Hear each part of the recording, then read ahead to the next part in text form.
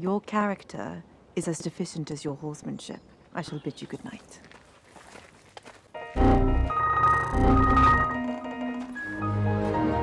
Today on Dating While Tamil, we talk Bridgerton Season 2, the current it show when it comes to sultry period pieces. Representation matters, and Bridgerton really brings out the melanin. Dating While Tamil is brought to you by myTamilDate.com, the best place to meet Tamil singles from around the world. My name is Ari, and let's just get into this. I am here with two lovely people, and they are experts. I like to call them experts in, you want to call it trash TV, or do you want to call it the new hot thing? It's trash TV. Trash TV all the way. There you go. We've embraced the trash pandas. We're talking about Bridgerton Season 2, and it's a distinction because in Season 1, there are very different things at play, and these two will talk about it. And let's start with Michelle here because she's color coordinating with Mituk over here. So tell me, if I was someone who's listening, watching right now, and I had no idea what Bridgerton is, what is it? What's going on? Well, I think it's just, I'm focused on season 2 right now, but yes, redefining the period piece in a world where color and race, although differences are celebrated, the society is actually treated as one of equals in terms of race, at least. The class issue is still there, but we're exploring a family, a particular family, their relationships, their friendships, and the struggles they go through in a period piece drama / trash TV. Extraordinaire. Archana, you have anything to add to that? It's a great description. I just want to hear what you think. Oh, it's just like a great steamy romance. Like, let's be clear here. I gotta scrunch my face for that steamy. Yeah. Like, everyone watches it and it's like, you almost wish, like, when you read a lot of historical romances, you always you see yourself, you wish you lived in like that, Victorian era with the big ball gowns and everything. But realistically, like, especially being South Asian women, or like, we're never in there. Like, I always used to laugh and say, if I was actually in the Victorian era, I'd be a servant. Let's just be realistic. It's a spicy thought. Like, sometimes when you're into the 2 a.m.s and you're having those conversations under the influence, and you're like, I wonder what it would be like to be working there in whatever 1820s, 50s London, or whatever time zone. But then, like you said, I would probably be a chamber boy or something, and just running around a rapscallion being beaten by the wood or something. There is the romanticism that we have, and I think growing up we see Cinderella, just like a Disney perspective, and everything else that's related to that kind of literature. You're reading it and you think that could be me. You're taking yourself out of your skin, but that's not the realistic point of view here. But when you see something like Season 2 come out, how does that change the narrative to you? I'll go back to you, Michelle, in a second, because Archana here has read the books. Yes, I have. I've read them all obsessively back in the day. No, it was great because, for me, reading the books, like, obviously all these characters in the books were white, right? There was never a Black character. There was never a South Asian character. And for them to kind of bring it forward and say, hey, this character, this main lead is now going to be Indian versus white, was amazing, because you watch it and now you suddenly feel relatable. Now I think back to those books and I'm like, oh, I could have really been there. You could have really been one of those main characters, because in this fictional world, they've created a possibility of having this ethnic diversity rather than, just literally what it would have been, which is an all white England, which makes sense at the time. Oh, it totally makes sense. Not in my mind, but yeah, it makes sense. It's great that you have the perspective that you actually read the books, and it was probably some time ago. So there is distance there. Yeah. Maybe not narratively for you in your emotional mind, but now it's like, yeah, you are there. You could have been reading what's the Gossip Girl newspaper that comes out that they Whistledown. Yeah, exactly. That's like Gossip Girl, right? It's like the same thing. Yeah. It's a Michelle, Michelle, how did that speak to you in terms of just seeing the representation? Because that's really what this is about. Seeing something as young, I would consider us still young chaps, seeing ourselves represented in a not only just a colonial type setting, but a romantic setting. I mean, that's a not really romantic realistic. setting, but also the representation that isn't even in our own industry, like in Bollywood and South Asian drama. We still see fair skin. We still see beauty standards that have been upheld for decades in the movies. And here we have a Hollywood production, and we have a dark-skinned, very confident, very assertive, knows what she wants, South Asian woman. And I think more than anything, that drew me in from the first few seconds. And I think in our culture, especially the Tamil culture, we are raised to educate our women. Women are celebrated for their accomplishments and encouraged to pursue education, pursue knowledge, read, and that is all celebrated in the show. It's very clear right from the get-go that the two South Asian girls have received the highest form of education, are well versed in languages and novels, and that's something that we can connect to right away. Like, so outside of the actual plot and their other relationships, I think that's established from the very first episode, and I was hooked from that point on because you can connect to that. What to the viewers out there, obviously there are going to be some spoilers in this episode. This spoiler alert may be too late, but the title will kind of tip you off that we were going to talk about this show. So if you had no idea what the show is, I'm sure a quick Google search would suffice. I like the fact that the two sisters, they come with their own drama, but it's not that Bollywood drama that you see, and they are let's just say it, they are darker skin, they have the melanin, they don't subscribe to that. Isn't there like some Russian actress that was in some Tamil movies or some Bollywood movies? Amy Jackson.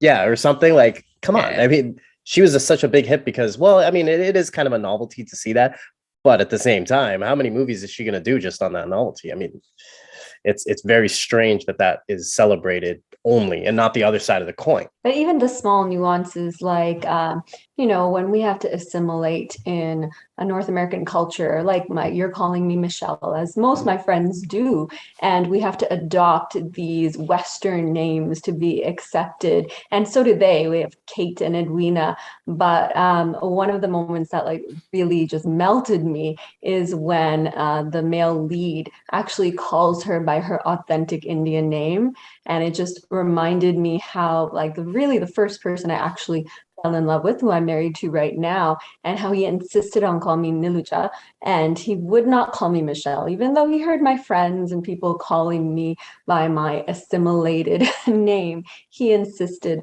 on calling me by my authentic name, and that same thing happens on the show. So those little things like that, I just really appreciated.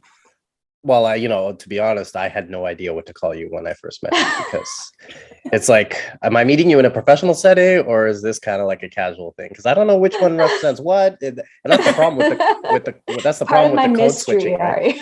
Yes. Something I'll never solve. Different chick on a different day.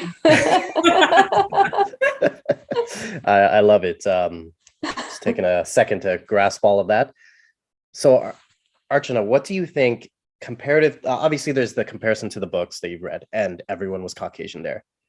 What, other than it being a different medium, how has this show now changed for you emotionally, because you're seeing our skin tones there? No, it's absolutely phenomenal to kind of be able to look at it, because it's also one of those things where you can see how further productions and other television shows can adopt this similar philosophy, which is, taking a period piece or any piece really, and just saying, look, this is a work of fiction, so let's add the parameters in where we can create something that's somewhat realistic, i.e., we still have class issues, we still have race, we still acknowledge race in the shows, but at the same time, race is not the biggest issue in the show, right? Like, it is not all about being black or brown or white or whatever your skin color is. It's really about the nuances of, in this case, family and class, right? And at the end of the day, class and money speaks to all cultures and all levels, because that's always prevalent in every society. So we can really kind of embrace that and take away the fact that, yeah, is this historically accurate? No, but who cares? It's a work of fiction, so let's go with it, right? And that's the best part. I think, like we mentioned off camera before, I think growing up or when you were reading this before, you can put yourself in that situation because it's your imagination. You'll just do that anyway. But now when you see it, it's that subtlety of it feeding into your mind and of the visuals and everything. It's like, oh, that dress looks amazing on that skin color. That's something that you might subconsciously think. And we're talking about dress because of the protagonists in this case are both considered women. So in your perspectives, you could probably unconsciously embed that in your minds going, wow, I could be that person. When I'm reading this or watching this in the future, I am in that bed in that steamy love scene, as you like to describe it being steamy. And I think, like you said, in further sources of and all the mediums that come into the future, even in little Twitter shorts, if you have more of that representation, the youth will basically just imagine themselves there, and they will start writing more stories that are diverse, and that's amazing. Well, like, I mean, I have a friend who has like a young daughter. She's like 4 at this time, and she has they're twins. And so she's like, I don't know where it came from, but one of these days she walked in the house and was like, oh, like, I wish I was lighter. Lighter is prettier, And she was trying to figure out where this was coming from, because she's like, I've always told her she's beautiful. She's like, no one's ever really talked about skin color. So where is she getting this from? And she's like, literally, I had to go pull out, like, look, here's Aladdin. There's like a brown protagonist, or look, here's Tiana on Princess and the Frog, and they're just as pretty. And look, you look like Jasmine. How pretty are you? And she's trying to coach her into all of this, but at the same time, she doesn't want to really stress, your skin color and race, because she's only 4 and she doesn't want that to be the top of her mind. But it makes you wonder, with movies and stuff of the genre that come out as she gets older and she sees herself in these shows, it's going to be less about, oh, I need to be blonde and blue-eyed and white in order to be beautiful. Like, look, you've got these great, amazing leads, and they're dark-skinned, and, they're just as successful, and you can now be that character. Yeah, one of them was already starring in Sex Education, which is a really popular show, also on Netflix, I believe. So it's not like she's some newbie or some token that they just threw in there. It's someone with acting chops and experience, right? So that's obviously great to see. I also have 2 little girls, and I think despite the representation and the fact that there's a strong darker skin lead, if that was a submissive character, if that was a character that was very similar to the other women on the show, that it was trying to fit into a man's idea of what a partner should be, I wouldn't be really excited about this, or my daughter's watching this at all. But the fact that that representation is paired with such a dynamic, strong, sure of herself character who really doesn't give 2 F's what anyone has to say about her life and her choices and who she is. Perhaps your sister aimed straight on the field, but surely she would have some trouble managing. Why would you assume I had any trouble managing at all, my lord? I only mean to say... Because I am a woman? No. I did not say that. But you thought it. That is the type of woman that I want both my daughters to grow up seeing, that type of representation, that is what I want you to be. I want you to know who you are. I want you to know what you want out of life, and no one's opinions should deter you from that. And that, I can't wait to watch the show with them one day. By then there'll be like, the show will be whatever, and there will be a new like Wheel of Fortune with an all ethnic cast, so it will still be one of the first that I've seen. It'll have some emotional significance for me, and hopefully that will translate. Well, it's true. It's like when I'm sure you're familiar with the show Walking Dead, the zombie show. That had one of the first, if not the first, instances of a Korean American or Korean actor kissing a white Caucasian female or woman. That's basically never happened before, or not that big a stage. So I'm like, I was floored that I saw that even as an article, even if it was kind of clickbaity. I haven't seen that much for this show, because they might have happened before, but the fact that I don't see it is actually progress, that it's way more normalized and it's okay, which like you said, like when you are watching it with your daughters when you're older or any other show, that you could be like, I was there when this was already normal. So it's not like you're just experiencing it. And then Archana, you're going to be like, oh, there was a time when I read stories filled with the ivory skin tone. I know, now right?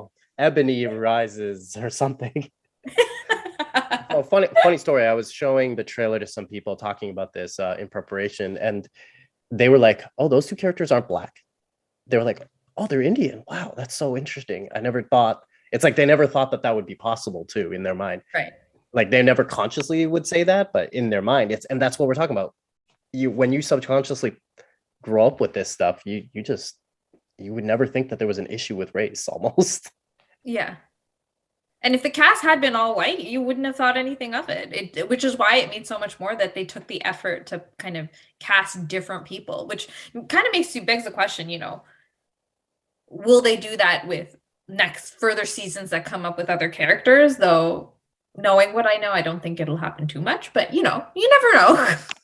I find it interesting that, there is controversy about their portrayal of with the South Asian characters, because they're kind of borrowing a little bit from different South Asian cultures, and people are really mad about it, like a word like appa, but then a tradition from a North Indian.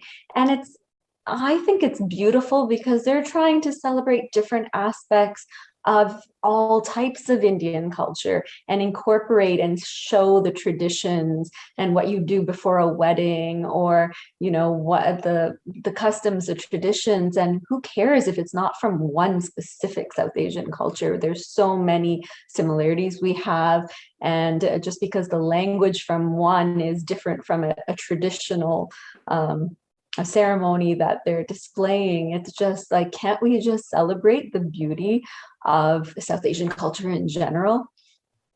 But I think everyone wants to see that note where they're at home watching this and their hometown is like shouted out somehow. It's like, oh, that's from the mean streets on the east side of Chennai. I've been there. That's where they got this custom. I mean, everyone wants to see that. I know what you're saying, and that would be, that would be nice too. But I think it's more neutral to just have a mixture and be a little just not be so accurate and just be more vague. So a person who has no idea about these cultures would probably look it up themselves if they were so inclined. Every time there is an Indian-esque character on a show, I think Mindy Kaling on The Office, they never really talk about exactly where she's from. They know that she's Indian and that she's South Indian, particularly because of some of the jokes that she makes. If anyone watches The Office, there's this point where she's like, great, well, my middle name is some crazy long name. I wish it was like something else. And she was so pissed. Well, my middle name is Rajinigonda, and I hate it. I hate it! So there is like a subtle nod to where she may be from, but only someone who's in the know would know. But then those are the people writing those articles, I guess, and complaining. Yeah. I mean, and also, I think that comes with like progress in time as well, right? So we're talking about right now, in this moment, I think it's totally fine to like be borrowing from different aspects of South Asian culture. And as we, as a society, get more aware of all the different nuances with different cultures, it makes more sense to maybe get more streamlined as we go, potentially. Because, it's easy to then... The slippery slope that everyone wants to try and avoid is, the same question of, you can't call somebody who's Chinese Korean or Korean Japanese, and you don't blanket that statement by just saying, oh, look, like here's, like we just say Asian, but then to kind of get specific. And then, if somebody was sitting there and say this character was Chinese, but then saying Korean words, but then, literally, doing something of Japanese culture, we would say, yeah, that was pretty offensive. And so in a sense, I can understand why people would get up in arms about the fact that, look, she's borrowing words from Tamil, but then her background sounds like it's like maybe like Sharma, Sharma, like Indian. So, for people who are writing, be cognizant that there are different cultures and we're not just one big blob, and to kind of identify ourselves like that would be a little disingenuous to our whole society as a whole, because there's too many of us, right? And we do want that differentiation. But given that we're just starting out, I kind of go back to like, let's have a little bit of leeway. Yeah, It's true. Progress comes in steps. Here's step one. We actually have a darker skinned main character. Yes, is it really precise as to where she's from and the words she speaks? No, but that's our next step. You know, climb each hill as we go. Don't just sit there and expect everything to work out perfectly right away. Yeah, even in Black Panther, the creators and the art direction, it was always to take different aspects from their fictional Wakanda city, where Black Panther's from in the Marvel universe, and just marry that with different aspects of African culture from different countries. And I may not be perfectly accurate on that, but they didn't just take from one, is my understanding. And I think they made a move. They just made a judgment call there. I mean, it's not like you can please everyone. And like you said, for anyone to expect this to be the be all end all of representation and everything has to be historically accurate in a steamy period piece, you're kind of going into it the wrong way. There's this movie on Amazon Prime called Moonfall. It's literally where the moon falls onto the earth. I watched that. I loved it. I loved for what anyone who's watched like The Day After Tomorrow or 2012, any of those disaster movies, you know what you're getting into. King Kong versus Godzilla. You're not going into that for like the scientific wherewithal of how Godzilla goes through this portal to meet with King Kong. You know, it's not going to work out.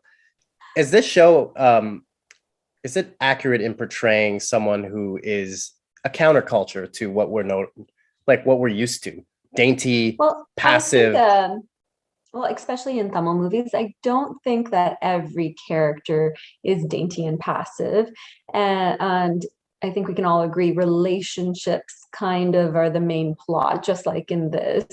In Tamil movies, I wouldn't say every single character in Tamil or South Indian movies in general are dainty or submissive, but just the fact that she's accepted, like her mother has accepted her, her sister has accepted her, society has more or less accepted and respects the fact that she's not interested in getting married.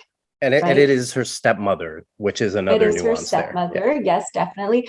But very clear that is mostly the only mother that she's known and has really embraced her as her own. Her mother does not make any distinction that that's not her biological child, right? Right. And the fact that she's accepted, she respects her wishes. She is just something that's different. I think even in our culture, even if you are a strong-willed woman and you have ideas for yourself, ambition for yourself, and relationships are the last thing on the list, I think we all can say that we've experienced immense pressure. Or I don't think we're at a point yet where it's accepted that, hey, you don't need to get married. You don't need to have kids. I can speak from experience myself.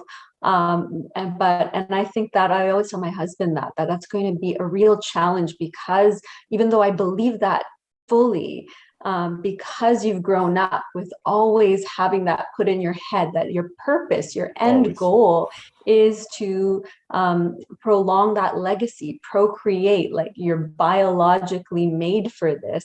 As a mother of two daughters, it's going to be something I have to consciously be aware of, that to respect my children's choices. It was my choice to bring them into this earth, not their choice.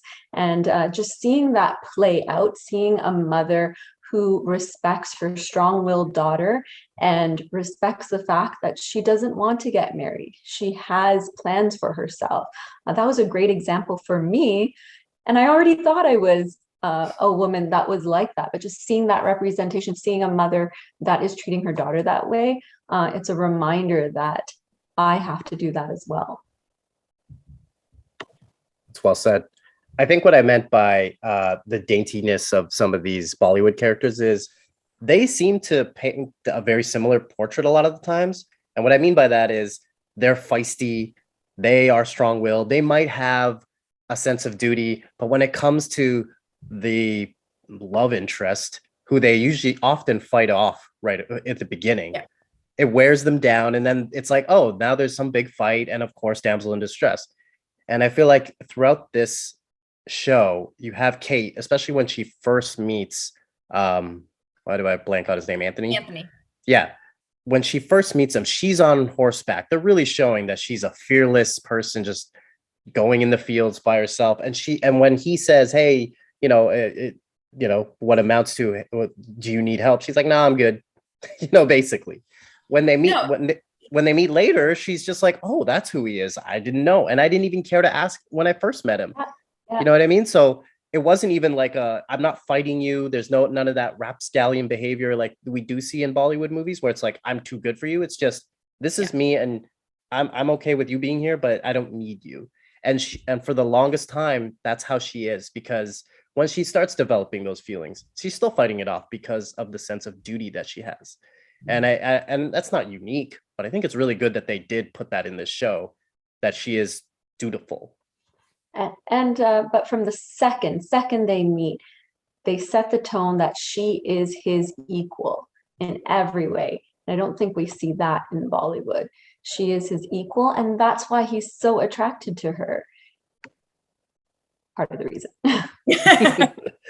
No, but I also just like, sometimes for me personally, the issues I always have with Bollywood is I haven't grown up with, living in a lot of these countries where a lot of the situations that they're going to encounter for me seem particularly relatable. Not to say that I can relate to living in the Victorian era, but it's a culture that I've grown up with. So kind of the interaction makes a little bit more sense to me, and the dialogue makes sense to me. Whereas oftentimes, to your point, when you watch Bollywood movies, it's the fight and somebody always has to rescue her. At the end, there's almost always a rescue, right? She's always going to be the damsel in distress. And as a reward, she is now in love with him because, he saved her, right? And that's the piece that's, we always talk about in terms of like, masculinity and femininity. Like one of the things that we really want to convey to, even like our sons as they grow up is saving someone does not equate someone falling in love with you. You can save someone and they can literally just be like, I still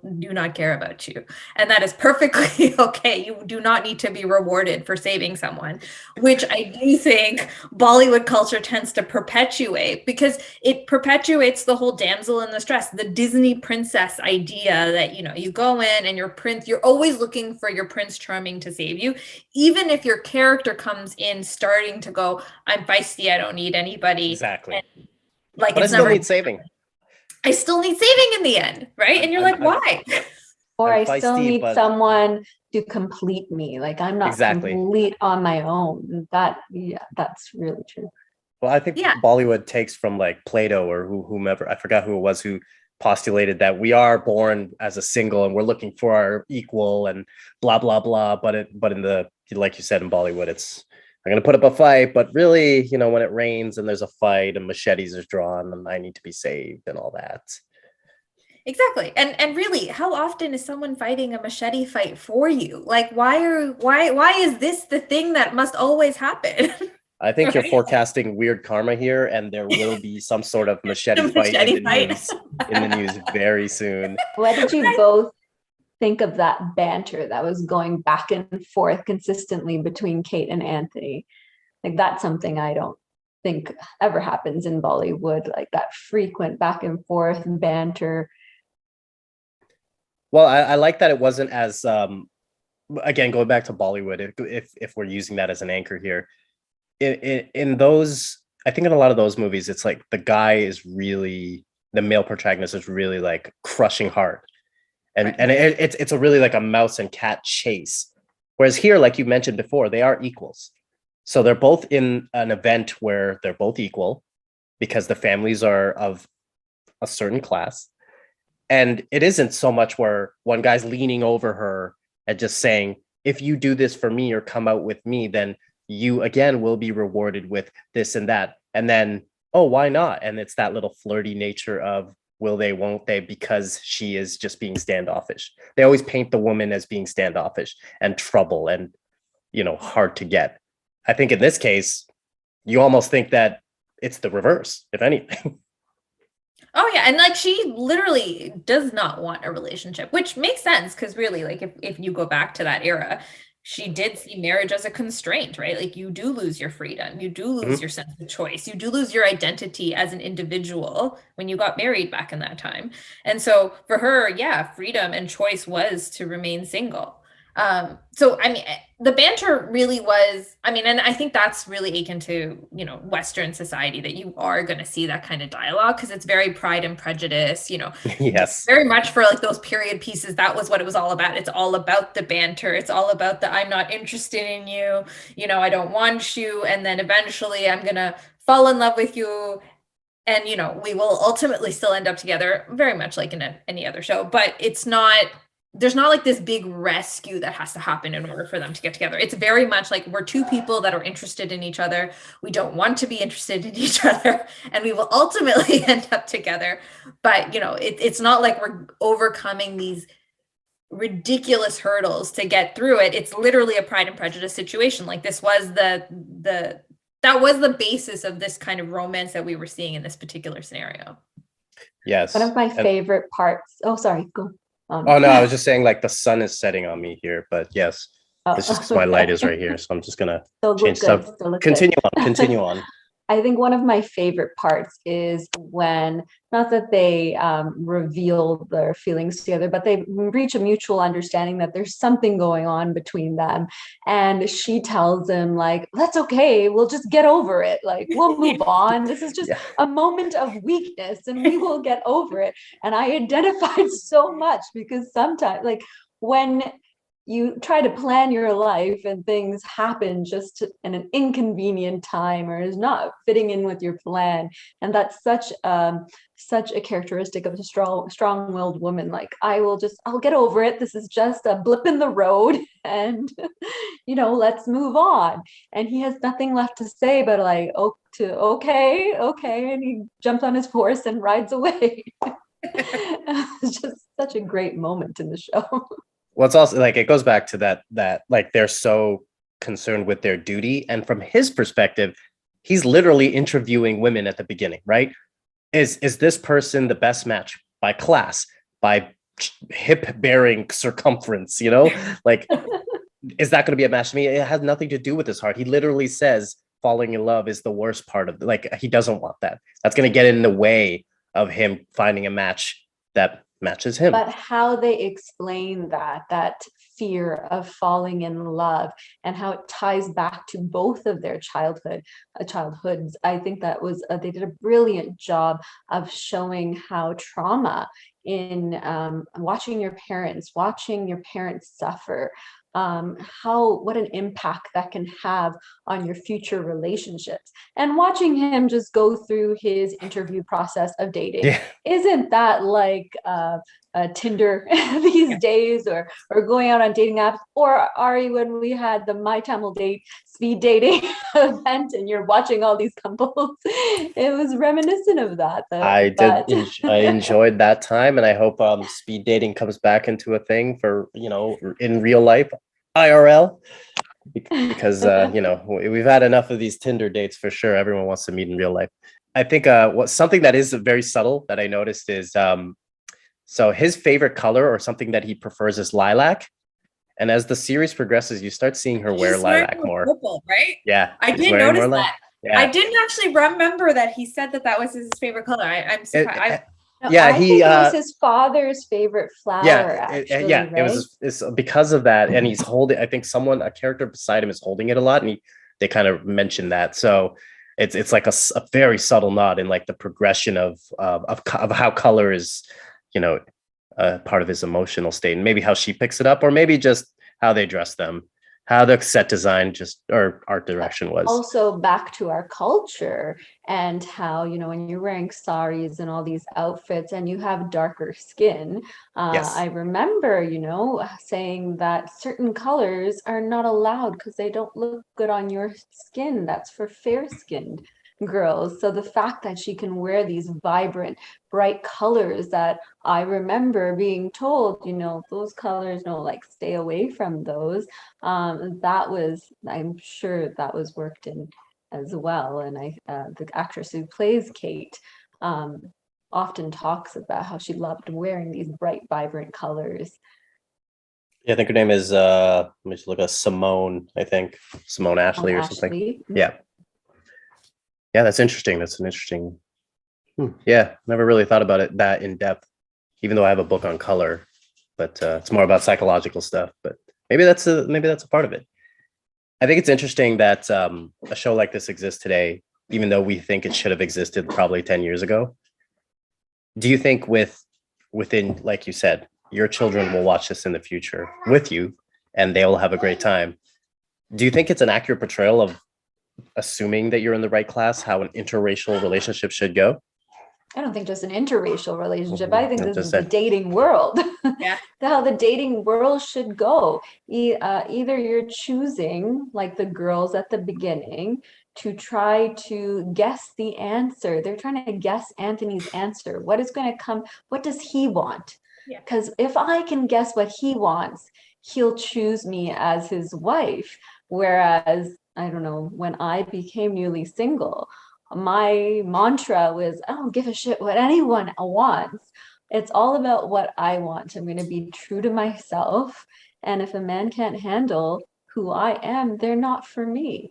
And that message comes out pretty clearly in Kate's character.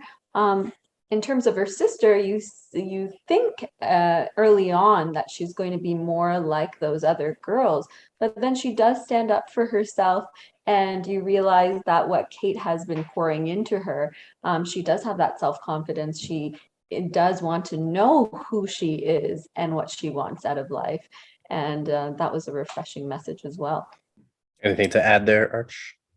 No, I mean, I think for me watching it, it was very much, I mean, it's true. I mean, I don't know. I've read so many of these novels. Frankly, it's all very similar. That's amazing that you've read so many of these in this genre in particular. Oh yeah, no, many genres. But in general, like, so you'll always, whenever you read the stories, right, it always, the background's always, you have the wallflowers who will ultimately end up stepping up, and they've all got their opinions, the spinsters that are going to come in later to be like, your strong female characters. And then there's like, every other character in there, which usually is an insipid little, society. Flat. Yeah, exactly. Who literally just regurgitates what everybody's saying because their parents want them to find a match, right? And realistically, that is 100% true. That was probably more accurate as to what happened back then than anything else, because realistically, you had to marry within that class because you had to keep your fortune going and you had to keep that generational wealth within your particular plot. Because in a lot of cases, the title, the wealth, and the land was all tied to continuing your legacy. And if you did not continue your legacy, it was moving right out of that chain to either like a cousin or a second cousin, any male heir that could at least, what they believe, contain the blood to pursue that, title going forward. So really, when you see these characters that are, spunky and rambunctious and they have a solid opinion, that's unusual for the time period. But I love that that's what we celebrate in television, and that's what makes it interesting television, because we want to portray that to everyone else going forward. And we want our kids looking at that and saying, that should be what we strive for in terms of all of our interactions, right? This is what you want to be, that interesting person that stands by their own opinion versus anyone else, even though society kind of leads you down the path of being complacent and pretending like you are going to listen to what somebody says in order to get married or whatever that looks like for an individual, right? Being able to stand by your truth, but at the same time understand that compromise is sometimes necessary is a very fine line for a lot of people to walk, because it's easy to sit and like that I'm me and I'm not changing anything. But, as we've all, I'm sure, recognized in our relationship, marriage is compromise. As much as we don't want it to be about compromise, there is compromise happening at different levels. And that is the reality of it, right? So you're trying to walk the fine line of be who you are and stand by your values, but you need to let go of certain things, because when you're sharing a life with someone, and when you're in any family, I mean, anyone with siblings can speak to the fact that you can be independent, but your sibling ain't gonna listen to you about it, It's very true. Like they're the ones that like teach you have to share and you have to compromise, and that's what your future relationships are going to be like. And very much so when you watch these things, you want to see somebody who's independent but at the same time willing to compromise and acknowledge that there are other things that you need to bend on, which I think the show does a good job at towards the end, where Anthony ends up recognizing that, you know, there are things he needs to also acknowledge and give up in terms of his trauma and the things that he's going through in order to actually achieve this relationship. Same with the main character, right? She's got this huge sense of duty that she can never let go, especially because she feels obligated that her sister must get married. And finally to acknowledge that she needs to shed some of that in order to pursue this relationship and repair, you know, the damage that she's done with her sister. Because if she'd at least been honest in the very beginning, we probably wouldn't have gotten this far in the show. Right? You can't be honest right off the bat. That's not how these shows work. You know that. Miscommunication is the only way. Exactly. But also that like she thinks she's being so selfless. She's carrying that selflessness as her badge of honor. And that idea to sometimes, like, it's okay to put yourself first, your happiness, what you want first, because if you're happy, you can make the people around you happy as well. You don't have to always be selfless so all the time. Even in relationships, there's that fine line by being willing to compromise, but also know what to stand up for. Because if you're going to be miserable because you're not standing up for something that is really important to you, then if you can't be happy, your relationship will ultimately fail as well. I think we have a responsibility to make ourselves happy, not just make our partner happy. And going back to some of the other points, I just really think the show does a good job to make them feel like they, just because they are of a certain class doesn't mean they don't have problems, right? Like that they shed tears like everyone else. They have trauma like everyone else. They show a man with trauma that he can express, and that like the strong female exists even in this world. That she's not just about finding a partner. That I mean, I think that's why like Frozen, the Disney animated movie, was so popular, right? Like amongst young and old, because she just didn't care, right? The one of the sisters, not to the main one, and in this case, it's the same thing. It's almost like she doesn't care, right? Yeah. And a woman can go against something that is not socially accepted, right? They do have that steamy love scene when they're both single. And I thought that was so empowering to see a South Asian woman do that for her own desires, her own happiness, but also she told her mom. She told her mom without fear of retribution. And she, as he rushes, spoiler alert, but as he rushes and realizes what they've done and now I must marry her, she lets him know that, listen, I did that for my happiness. You owe me nothing. I owe you nothing. That was for both of us individually. I thought that was so refreshing. I don't think I've ever seen a Indian woman portrayed in and doing that. Maybe I have to watch Sex Life more, but I'm not sure what her character was there. Sex Education, yes. Sex education. That, but that was a fantastic scene as well. Near the end of the season. Mainstream media should have more women that are empowered that way.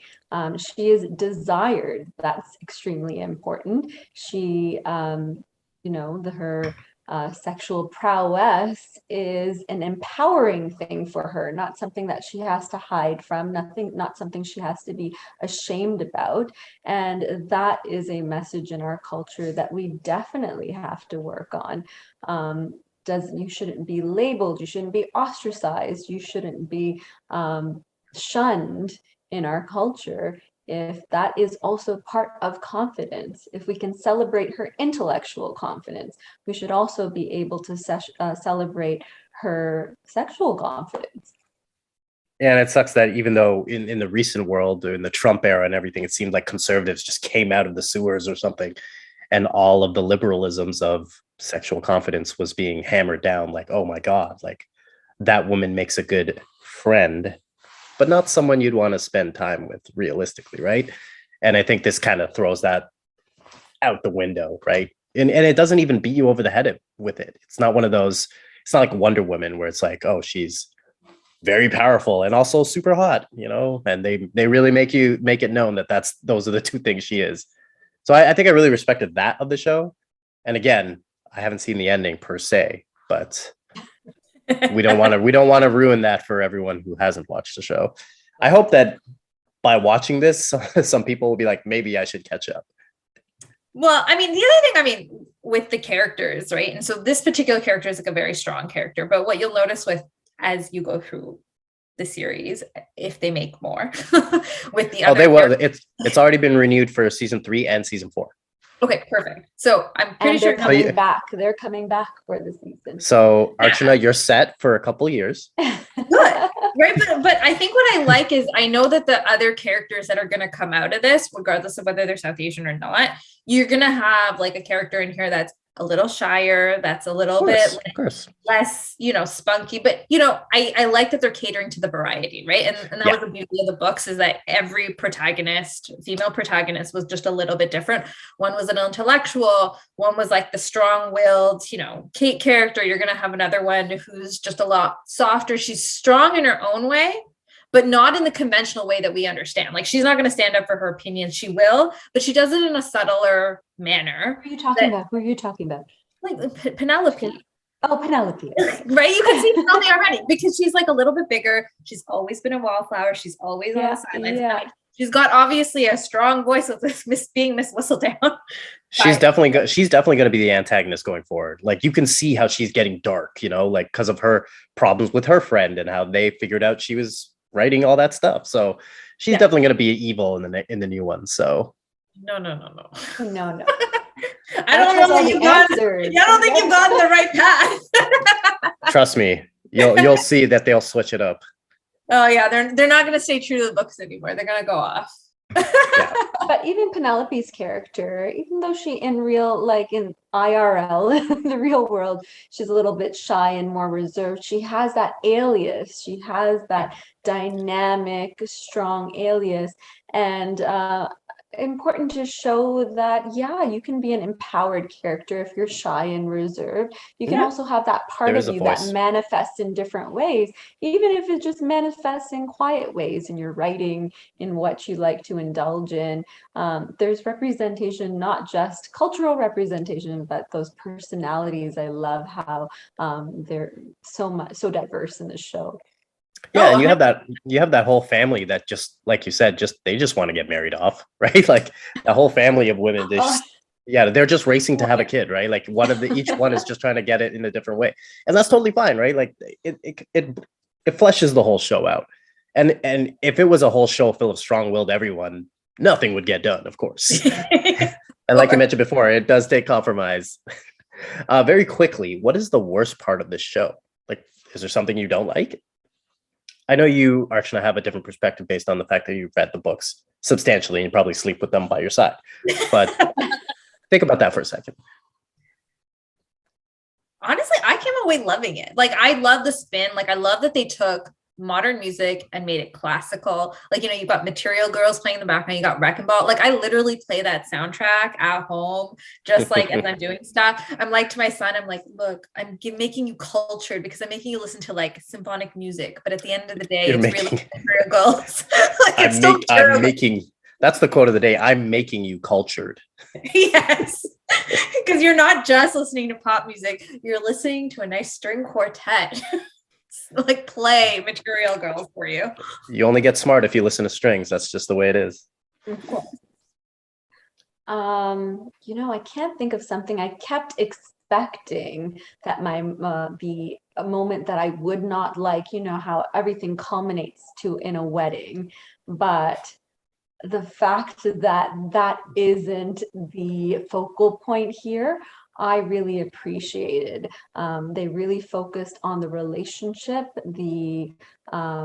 what they were building together, and not the idea that its success is a wedding.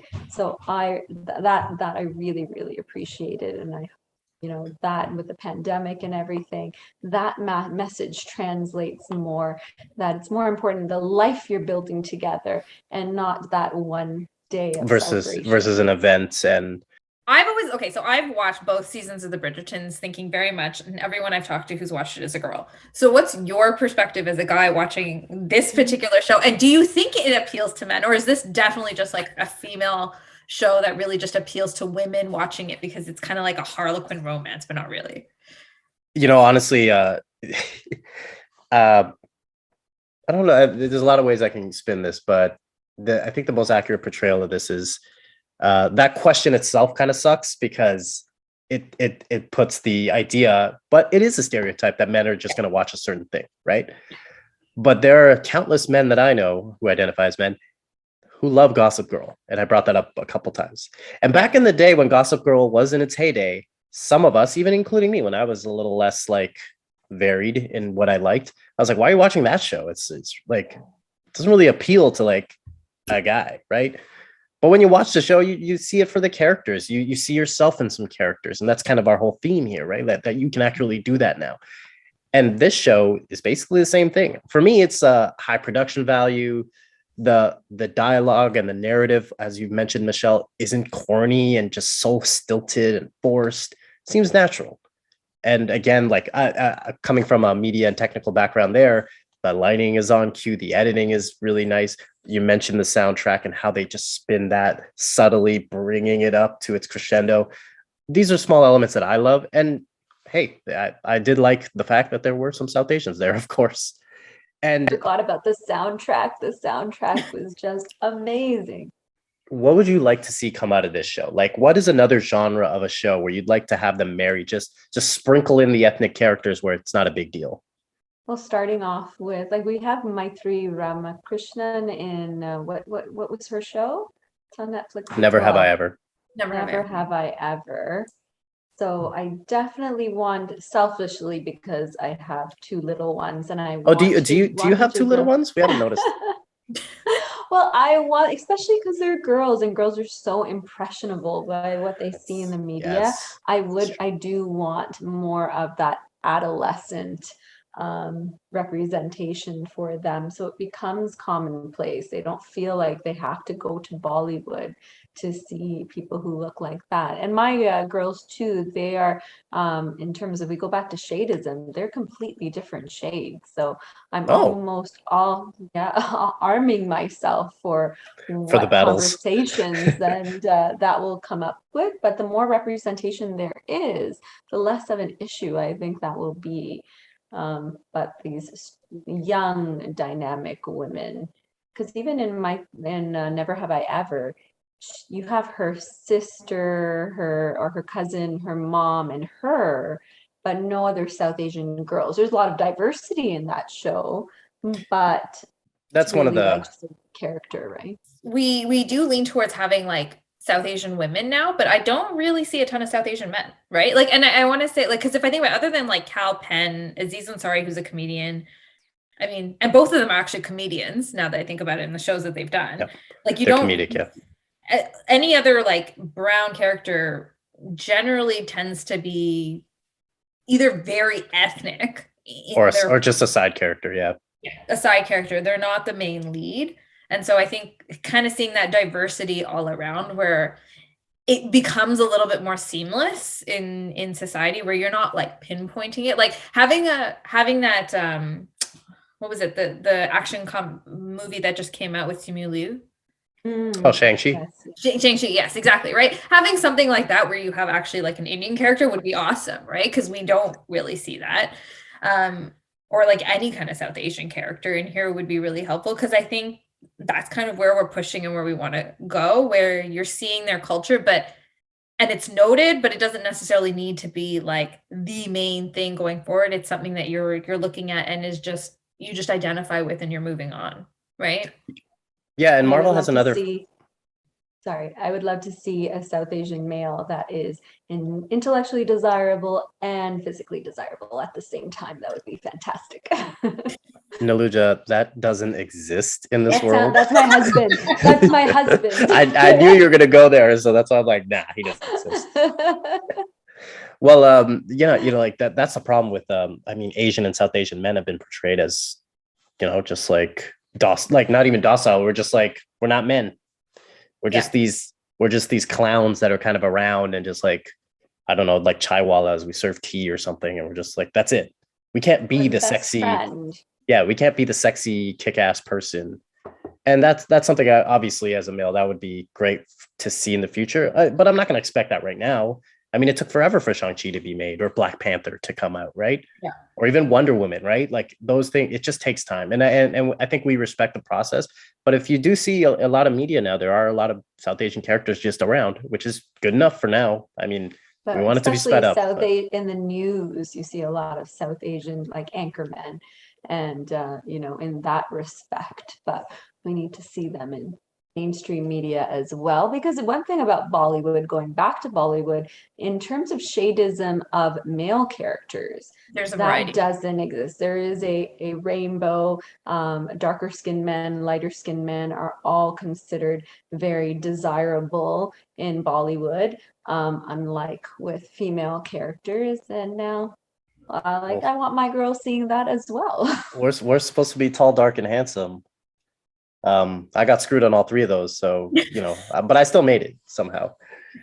Part Ari. I can't call myself handsome. That doesn't work. That's what I did. Thank you. I appreciate it. Shout outs to both of you. Oh, yeah. No, I mean, the shadism is always a complicated one, right? Like, especially now as we're all going to have kids growing up, because, one of the things you're sitting there going, you're really promoting, like, wear your sunscreen. It's not about getting darker. It's just about sunscreen. It's about healthcare. Like, we want to make sure you don't get skin cancer. This isn't about shadism, but at the same time, you're sitting there going, but anyone darker is just as beautiful. Like the conversation, at least it's better now, because I know that our parents are a little bit more aware of how they should be speaking to like even their grandkids, and that shouldn't be something that is brought up. Whereas our grandparents, you weren't going to change their mind, right? They were indoctrinated into the, fair is better, fair is always better. You shouldn't go out and lovely. And exactly, right? So, I mean, I can't blame our grandparents for their ideas, but, at least with a lot of our parents coming in now and growing up and being in Western culture for a lot